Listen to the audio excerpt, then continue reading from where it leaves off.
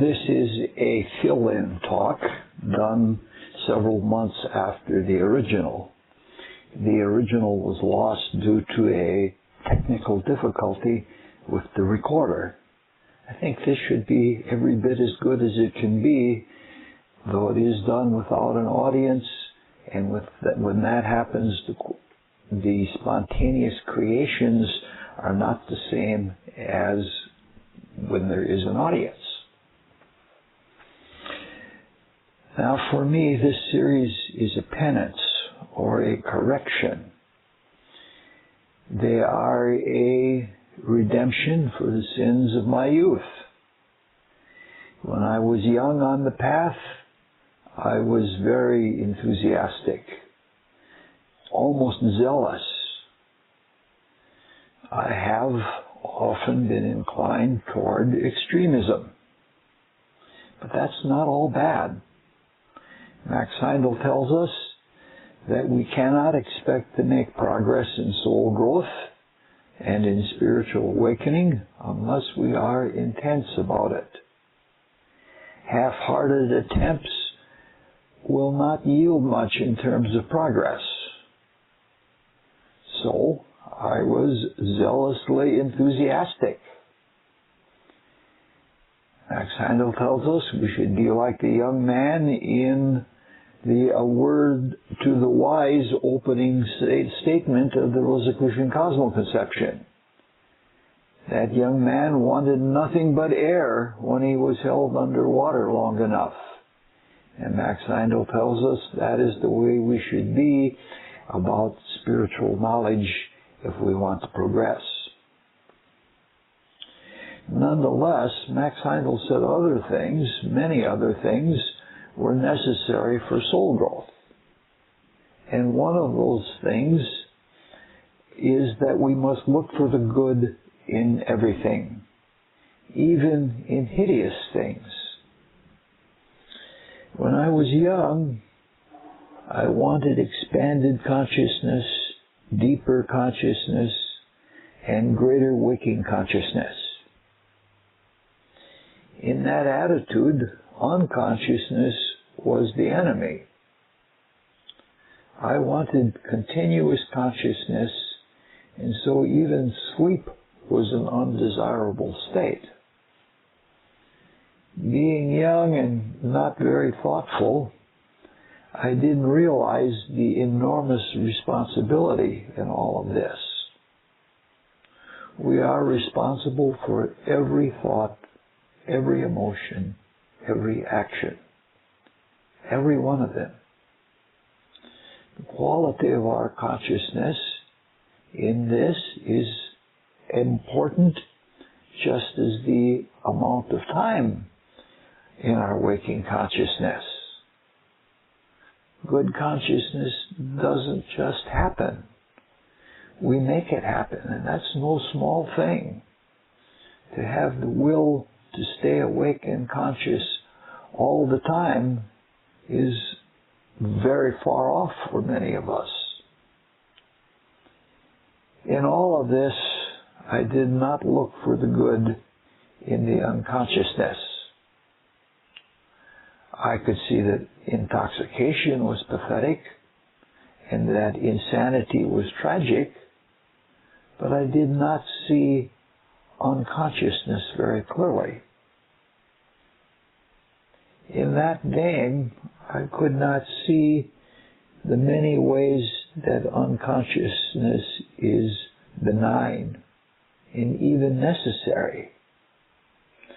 Now, that doesn't mean that we should seek for unconsciousness, but we should see that it is sometimes necessary, and when it is, we should cooperate with it and get the most out of it.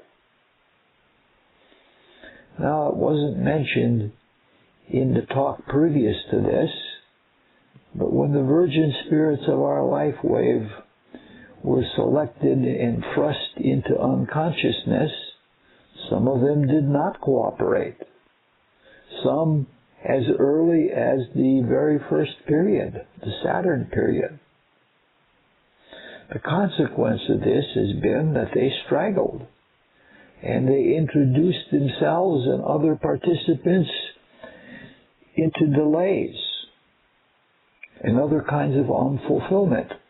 That's what happens when we don't cooperate, even with the unconscious, when it's necessary. So these talks are a remedial looking for the good in unconsciousness. Looking for the good in unconsciousness in general reality, to which the Rosicrucian philosophy points. In the talk previous to this, we spoke about being plunged into unconsciousness at the beginning of this solar creative manifestation. The Rosicrucian concept literally says we became entirely unconscious.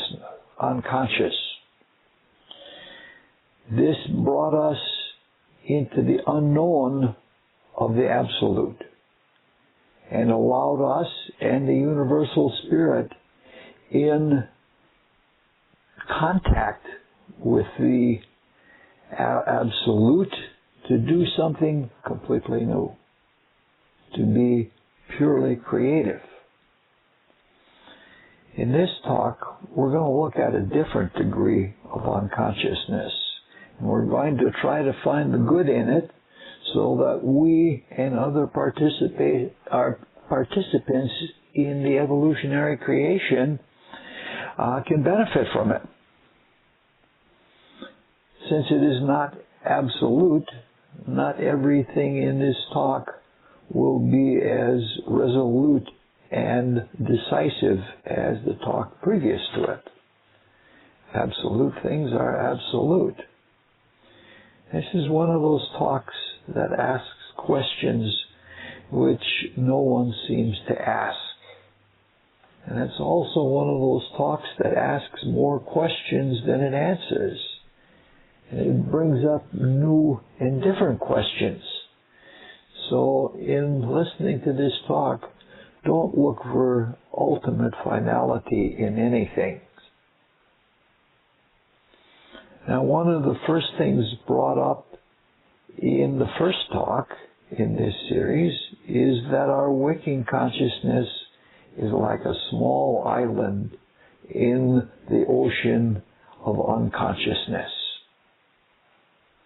Like the oceans of the earth, the ocean of unconsciousness is of varying depth and varying qualities. We have the Mariana Trench, and we have the shallow shoals, and we have Arctic coldness, and we have tropical warm water. This talk is more like the shoals. It is about things of which we are not usually conscious, but that we can be conscious of if that is advisable, which is not always the case. Our various bodies are vehicles of consciousness, or the consciousness of the spirit in the worlds of which the bodies are composed. We have concrete minds composed of mind stuff. We have desire bodies composed of desire matter. We have vital bodies composed of the ethers of the etheric subdivision of the physical world. And we have dense physical body composed of the chemicals of the chemical subdivision of the physical world. Of these bodies, the dense physical body is the most highly developed, the most perfect, and the most complex. It is, among all of our bodies, the one that has the longest evolution, and it is marvelous. The physical body, to study it every moment, is to study a new miracle. Now, the Rosicrucian philosophy teaches that the dense physical body is the most important vehicle of consciousness in the current human life cycle. The Rosicrucian philosophy teaches that at this time in the evolutionary creation, it is only when we are in the dense physical body that we can develop objective waking self-consciousness. It says only here in the dense physical body can we develop conscious soul. And conscious soul is the basis for all consciousness in humans. Obviously, our consciousness in and of the dense physical body does not seem to be proportionate to its importance. We neglect it. We don't even pay attention to it. From biochemistry, physiology, anatomy, and related fields, we know as much about the dense physical constitution and its physical function as we can. We keep adding new knowledge, but we know little about consciousness in and of it. So for the next few minutes, we're going to explore our relative somatic unconsciousness and gain an appreciation for it.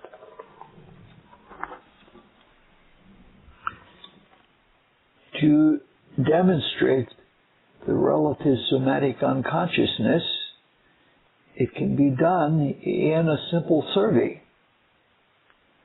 of you who might be listening to this talk.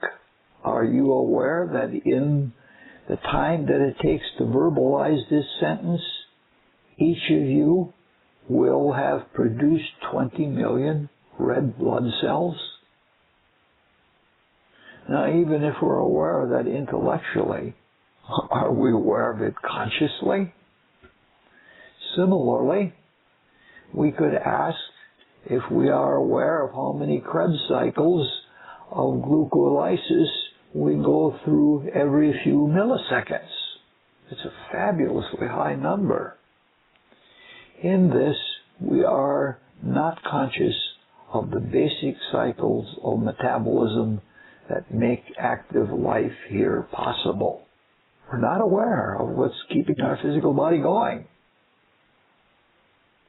So we live in a matrix of millions of miracles, and we are not wakingly conscious of most of them.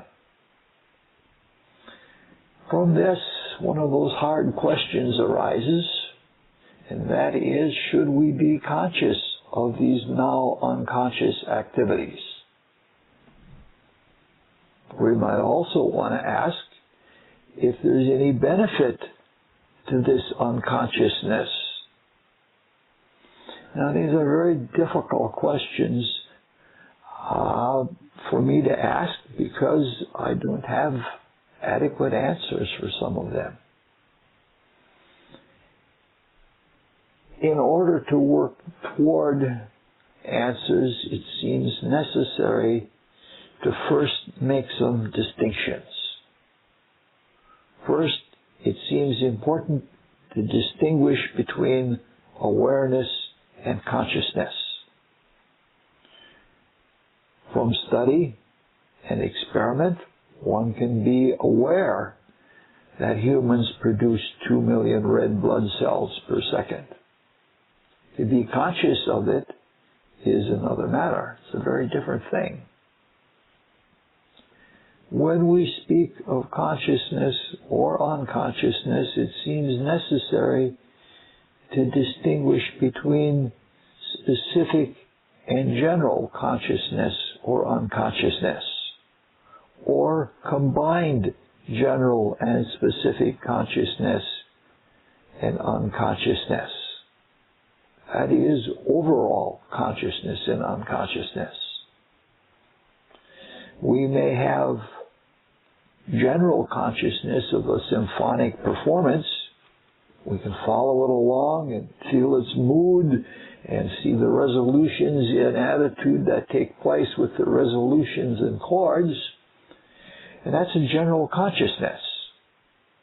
But to be conscious of the part of the first violinist is specific consciousness, relatively. The conductor probably has both combined general and specific consciousness.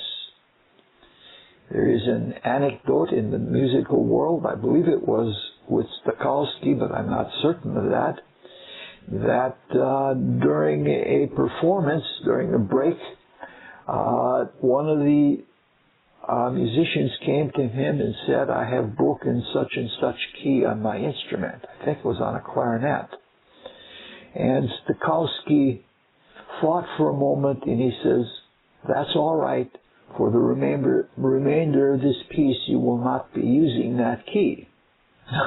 That is remarkable specific consciousness within a broad general consciousness. Many musicians in the symphony are also aware of specific and general consciousness at the same time. When it comes to the human dense physical body, it's not so easy to see and understand this. Max Heindel describes the generation of deleterious white blood cells. There are several different kinds of white blood cells, at least 4 different kinds. And he describes it very clearly, the type that is a blood cell that forms around a negative destructive thought. Max Heindel also did very remarkable specific consciousness observations. He tells us that the first cell that derives from the union of the sperm and the egg in the embryo is a heart cell. It's probably the cell that contains the seed atom of the dense physical body, and that the second cell developed is a pineal cell, which means that since the endocrines are control vehicles, that probably means that the whole intrauterine period is controlled from the very beginning by developing endocrine bodies. However, all of these examples are examples of awareness. Awareness from without. And they are not consciousness. They are not internal consciousness. There are examples of specific or near specific consciousness, though we can also be conscious of the effects of unconscious actions. For example, I have noted for many years that if I get angry, my body odors change. Especially my sweat smells very bad. I can also be ill or physically discomfited for several days if I have an outburst of anger. And that is from the poison that is produced. It is, after all, the result of specific misuses of consciousness, even though it's indirect. Some people are much more sensitive. I have a friend who knows exactly when she ovulates, and she knew exactly the moment of conception of her first child. Now that's remarkable, specific internal consciousness. General consciousness is another matter. We know the general state when we are fatigued, even though we are not aware of how the metabolism is functioning through the Krebs cycle and other metabolic cycles. We can even activate the general metabolism indirectly by demanding actions, exercise, things like that. However, conscious intentional activation or deactivation of the Krebs cycle in this manner is indirect. It's not direct. Intentional exercise activates the Krebs cycle because the body needs more general energy to do what it needs to do. Relaxation, if we enter into a deep prayer or something like that, slows down the metabolism.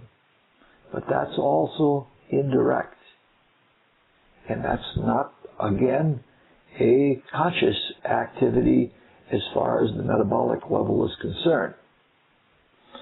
Now, there are a couple of things in these examples which help us to understand consciousness and unconsciousness, as well as specific and general consciousness and unconsciousness. And also help us to do what is called direct or indirect application in consciousness or unconsciousness.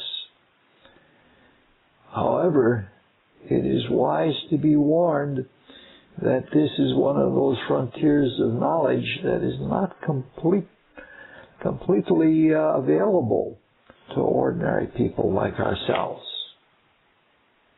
First, this appears to be a matter of a principle of macrocosm, microcosm, in a very different way than we normally understand that principle. Normally, we think of God as the macrocosm and the human as the microcosm. We are individual spirits within the universal spirit. We are created in the image of God, so we are spiritual beings or spiritual entities, just as God is a spiritual entity. That entity in us is threefold, just as it is in God. In the cosmos, the worlds are macrocosms, and the bodies created of the stuff of those worlds are microcosms.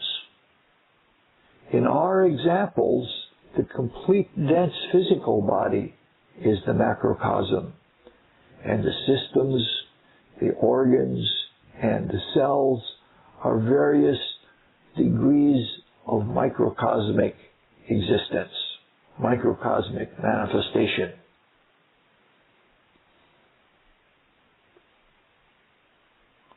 Cosmology is a macrocosm of human society and the way that both work. In society, one learns or performs a function. We all are necessary in some capacity or another. When one's performance and experience develop sufficiently, one becomes too valuable to be a mere functionary. In this merit-based system, one becomes a teacher or a supervisor or an inspirer or something like that in a more elevated capacity. In the cosmos, when we have developed beyond the creature state, we graduate and become creators. As one progresses more deeply into creativity, one graduates into a state where one provides opportunities and lesser creators an opportunity to carry out the creation. Simultaneously, as one grows in creativity, which is growing in spirituality or in divinity, one becomes more general.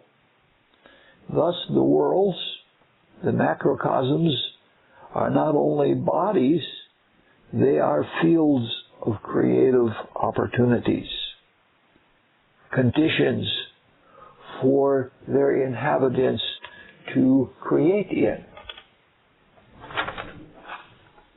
In the Rosicrucian cosmos conception, we are told that there are sacrifices in all of this.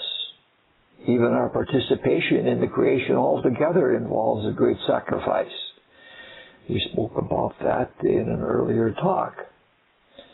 In order to reach certain heights of creation, lesser things are sacrificed to allow other beings to grow through them. If we become teachers, we provide opportunities for students. In the cosmos, as an example, to reach the highest initiate state of being, the highest of the angels sacrifice all beings beneath the abstract mind. So they function in a general or more abstract consciousness than in a specific consciousness. We humans are spiritual beings in our basic being, though most of us live most of the time under the illusion that we are our dense physical bodies.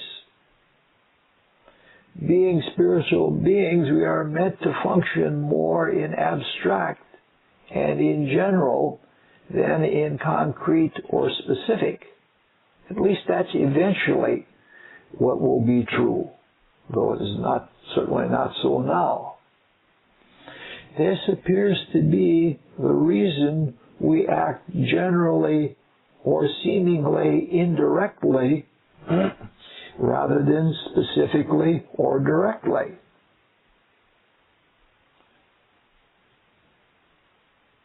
The conscious becoming that is a being that we call an amoeba can only function specifically or directly. At one time it's all stomach, at another time it's all locomotion. It doesn't have that capacity that we have to understand the general and function in the general and to function either directly or indirectly in the specific. When we are speaking of these things, we're speaking of things in evolution, which is an ongoing process. It is a creation, but it is an evolutionary creation that has very specific stages and states that we pass through to come to certain specific states of consciousness. We humans are in a critical state right now in that evolutionary process. We are straddling between creaturehood and godhood. Biologically, we are like the animals, and in consciousness, we're like the gods. This means we have a coordinated interplay between consciousness and unconsciousness, between creaturehood and divinity. The creatures are in varying degrees of unconsciousness, while the gods are in varying degrees of consciousness. The angels, for example, we are told, are conscious of the nature spirits and other etheric entities involving within the ethers of their bodies, though rarely, if ever, do they directly interfere. So there's an analogy between that and our focusing on the Krebs cycle or other specific activities in ourselves. We humans are not conscious of evolution on the organ or the cellular level within our dense physical bodies. We are only aware because of abuse. We are aware when we have pains or we have some kind of malaise or something like that. When we have abused our body, we know it. We don't know that we have kidneys usually unless we have a kidney stone or something like that, and then we become very aware.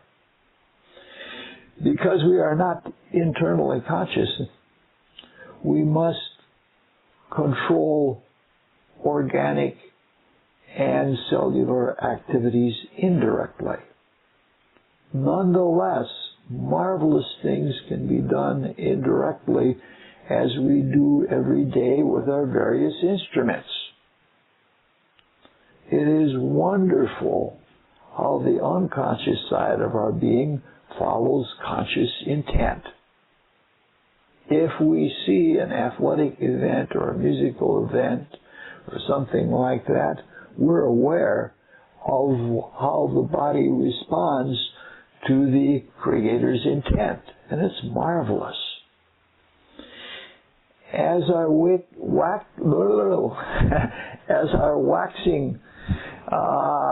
waking spiritual consciousness increases, so will our somatic consciousness increase. We will be very much more aware in the manner that the angels are very much more aware of what's taking place inside of them. Eventually, we become like the adepts. We become conscious in microcosm and macrocosm. Now, beside the opportunities we provide to elemental spirits evolving through our dense physical bodies, there is efficiency in this way of doing things.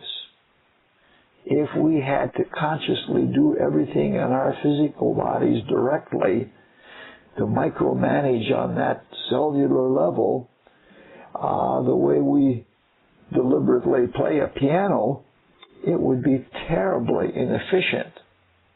All of our attention would be absorbed in taking care of all of those little things. Now, this kind of consciousness is not as deep as the absolute unconsciousness that we spoke of in the talk preceding this, but it is nonetheless benign and pro-evolutionary. If we die, if those unconscious things are not being done, that's not really very pro-evolutionary. Now, a second thing in these examples that we just looked at a few minutes ago, the examples of intentional exercise or burning more energy in glucolysis and the intentional relaxation in lowering the metabolic rate. It is a matter of coordination.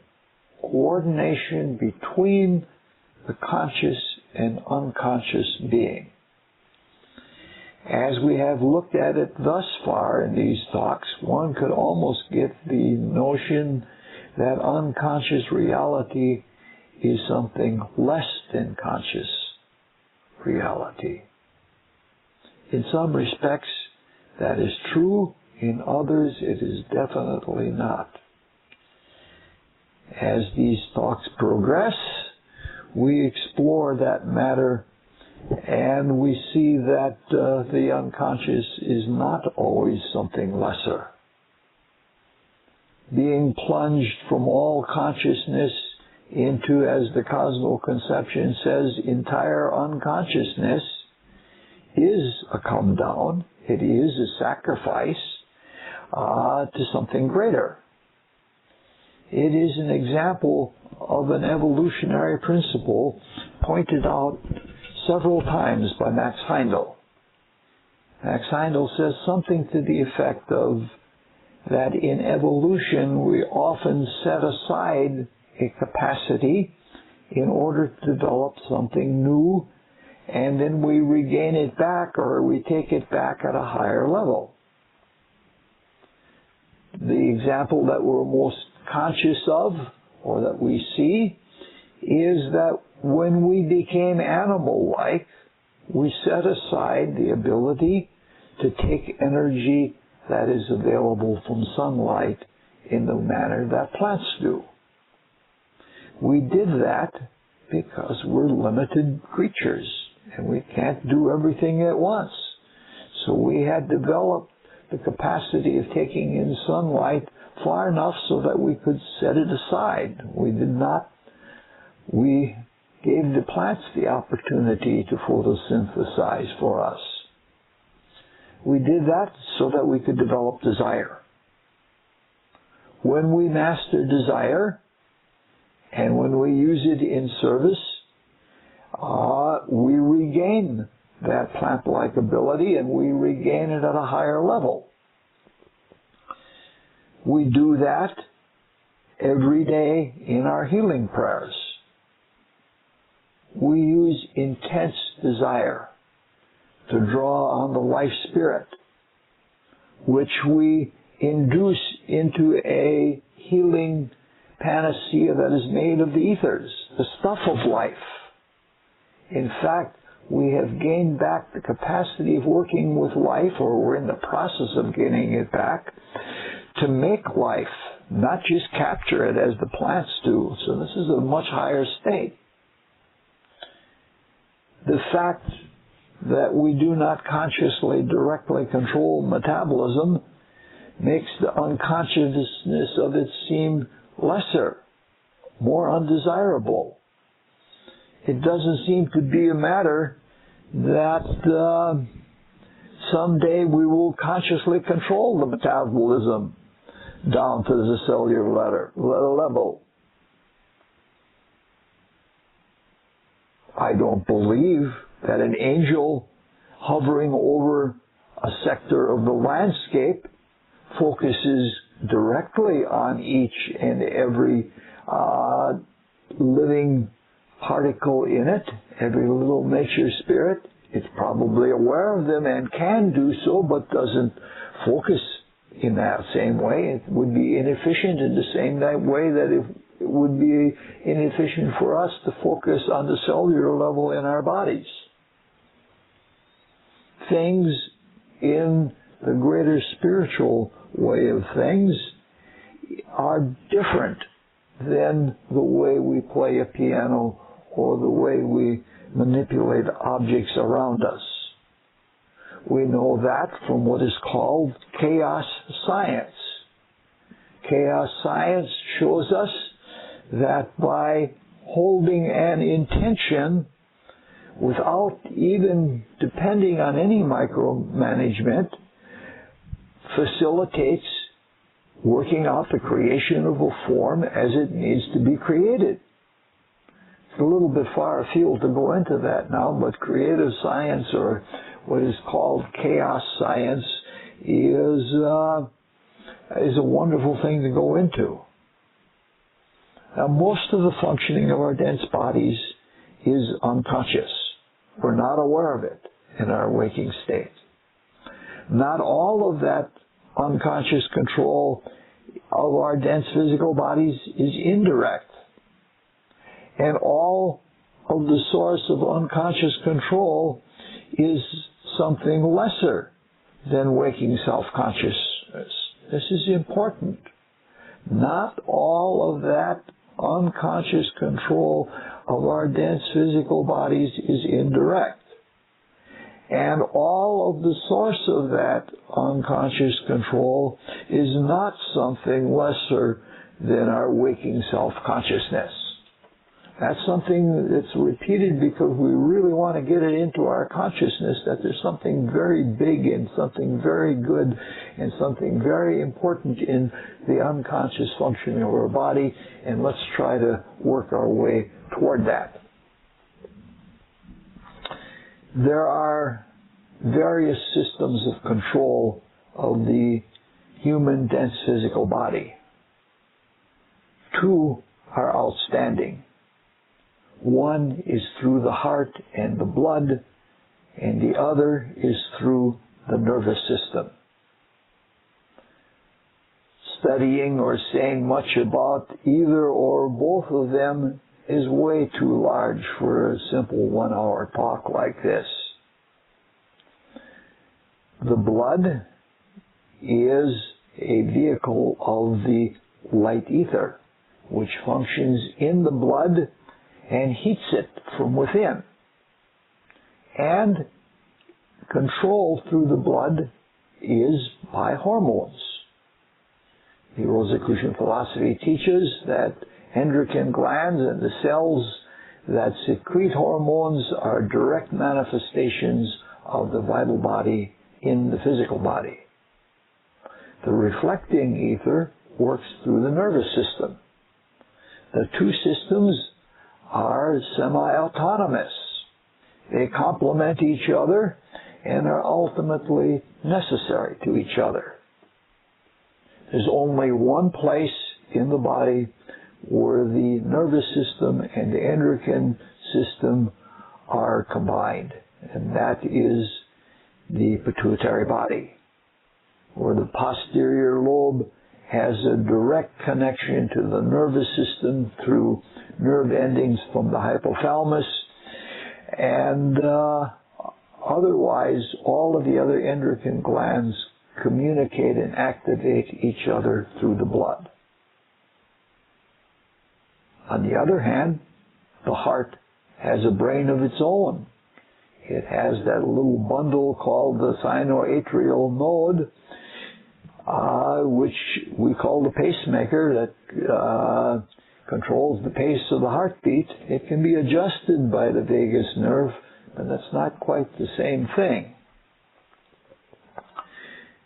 Very roughly speaking, nerves stimulate more than they moderate, and hormones moderate more than they stimulate.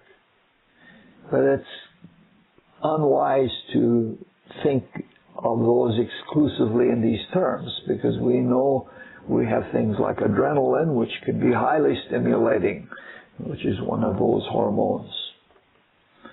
Now, the nervous system is exceedingly complex, and it is classified in various ways. As said just a few moments ago, it is way too much for this talk, so we will speak only in very broad vernacular terms in order to get to specific points. Very roughly speaking, there are the voluntary and involuntary nervous systems.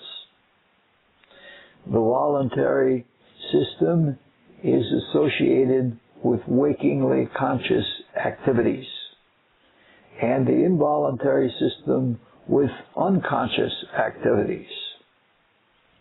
Again, very roughly speaking, the voluntary nervous system works with voluntary activities, like motor activities, sensory activities, and things like that. The involuntary nervous system, which is sometimes called the autonomic system, works with organ function. One might say that the voluntary nervous system is like the frosting on the cake of all the conscious things that we enjoy. Without it, we wouldn't be able to appreciate all the things we do. The involuntary nervous system works with things that we need for our physical continuance: breathing, digesting, eliminating, things like that. The point that we are trying to get to is that the unconscious involuntary nervous system is of vital importance. Unconsciousness in this case does not mean inferior. We're talking about life and death matters. Our waking self-consciousness is a glorious, wonderful thing. But in some ways, it may even be inferior to our unconscious being in our body. Obviously, the conscious nervous system is direct with regard to things without the organism. Like if we're trying to move something outside of us, that's a matter of the conscious nervous system. We wouldn't have art or athletics or any form of higher enjoyment without the conscious nervous system. The conscious nervous system is indirect with regard to things of the involuntary nervous system. So there is a coordination between the two systems, just as there is between the conscious and the unconscious. As spiritual students, it is important that we respect this partition and this coordination between the two systems. Because if we directly enter through the voluntary nervous system into the functioning of the involuntary, it can be very dangerous. At one time I had a friend that was tremendously willful. He could move objects with his consciousness. I'm not talking about using the muscles or anything like that, but just intending or willing things to move, and they would move. And he got involved with some form of yoga, and he entered into the functions of the autonomic nervous system. And he got himself into a place where he was breathing consciously. And if he didn't focus on it consciously, he didn't breathe. It was as if he had evicted the function of the involuntary nervous system. Eventually, he went on like this until he reached fatigue and he passed out, and then the autonomic system kicked back in and took over.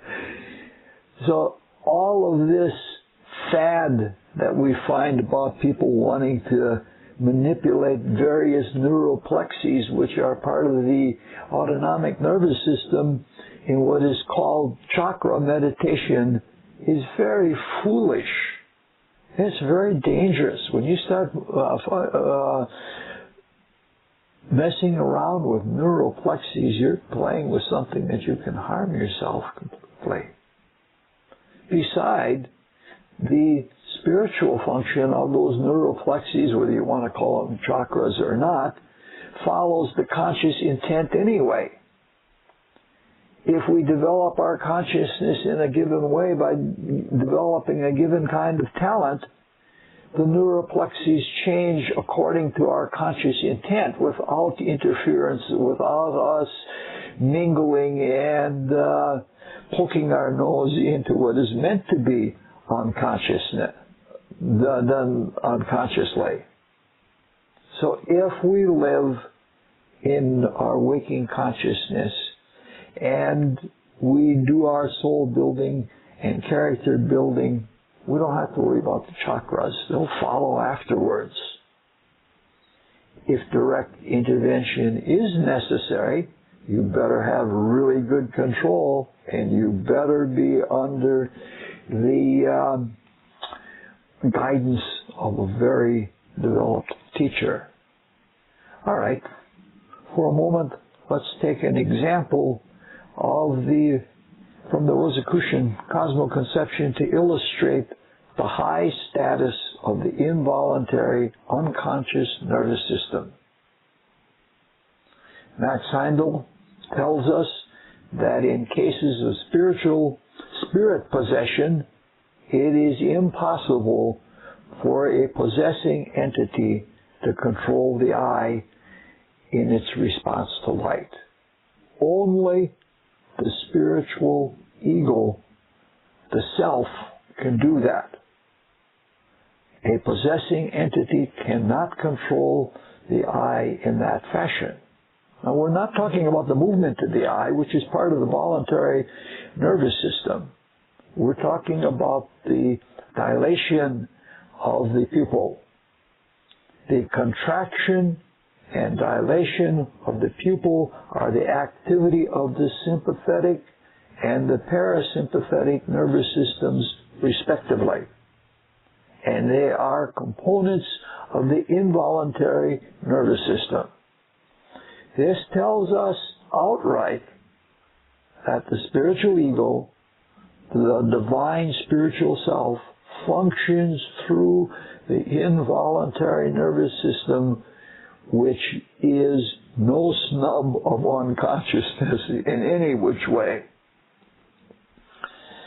Now, while we're on this, I'd like to get a little bit greedy here and take one more look at something about the unconscious. Internal organs are serviced by the autonomic nervous system, which is the more unconscious system. From the Rosicrucian philosophy, we know that the organs have astrological rulerships. Also, from the Rosicrucian philosophy, we know that the organs were emanated into our somatic being by divine hierarchies. The divine hierarchies associated with the signs and the planets. So it's something to ponder whether our organ unconsciousness is because our organs are not our own, because they still belong to the hierarchies, because we have not evicted the hierarchies from our physical being. In the evolutionary half of evolution, that might be part of our work, as we evict them by passing them on to the life wave behind us as we become creators. This is something like learning by doing, and it's something like hand-me-downs, but it's more than that, because things are improved because of our experience when we help the creatures following after us. When we help them in their evolution, we will have greater knowledge because of what we've learned. And those things will be evicted from us, and we will be free beings in ourselves. And in that, our new creative consciousness will be general, and it will be more indirect, just as the organs are now. Pondering these things is a very, very fertile thing to do. It comes with all sorts of insights about just about everything in the creation, more than we can do in the few seconds that are left to us in this talk. This is meant to stimulate interest. Max Heindel told us several times that the main work, or one of the main works of the Rosicrucian order, is healing. And that we should all aspire to become healers and to become better invisible helpers. But to do so, Max Heindel said that we should be studying physiology. Not very many people in our organization are doing that. And some of the things, just as a byproduct of this talk, should stimulate that kind of interest. This is something important, something that we have a future in. That's about as far as this talk went, and it closed with the Rosicrucian prayer, which we will do now. O God, increase our love for Thee, so that we may serve Thee better from day to day. Let the words of our mouths and the meditation of our hearts be acceptable in Thy sight, O Lord, our strength and our Redeemer. Thank you.